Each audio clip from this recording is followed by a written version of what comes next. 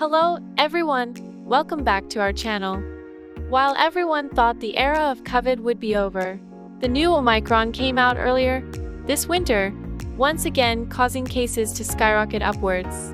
It's unlike anything we've ever seen, even at the peak of the prior surges of COVID. Dr. James Phillips, who works in Washington, D.C., said Wednesday, when the nation hit a new pandemic high of 886 average new daily cases over the prior week, according to Johns Hopkins University data.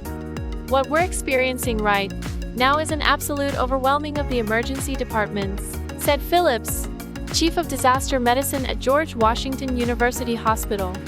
Nationwide, nearly 78% of ICU beds are in use, with 22% of those occupied by COVID-19 patients, according to data from the U.S. Health and Human Services Department. And pediatric hospital admissions for COVID-19 are the highest they've ever been over the course of the pandemic. On average, 378 children were admitted to the hospital with COVID-19 on any given day over the week that ended December 28, according to data published Thursday by the U.S. Centers for Disease Control and Prevention and the U.S. Department of Health and Human Services. That is well above the previous record average of 340 to admitted children seen at the end of August and early September. Unvaccinated people are 17 times more likely to be hospitalized with COVID-19, CDC Director Dr.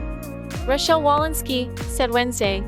Some 62% of the total U.S. population is fully vaccinated, and 33% of those have gotten a booster shot, data from the CDC shows.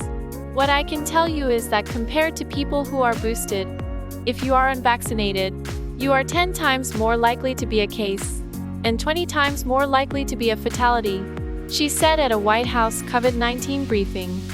Indeed, the number of lives the virus is claiming jumped this week by about 18%, for an average of 1,546 deaths each day, according to the data. And more than 44,000 people could die of COVID-19 in the next 4 weeks, according to an ensemble forecast from the U.S. Centers for Disease Control and Prevention published Wednesday. With the rapid spread of Omicron, there may not be enough people who are well enough to keep hospitals, grocery stores, and gas stations working. The change in CDC guidelines is not just about helping the economy, but to play to the very safety of our everyday lives. What did you think of today's news? Let us know what you think in the comments below. This was Julia from AI News. Thanks for watching.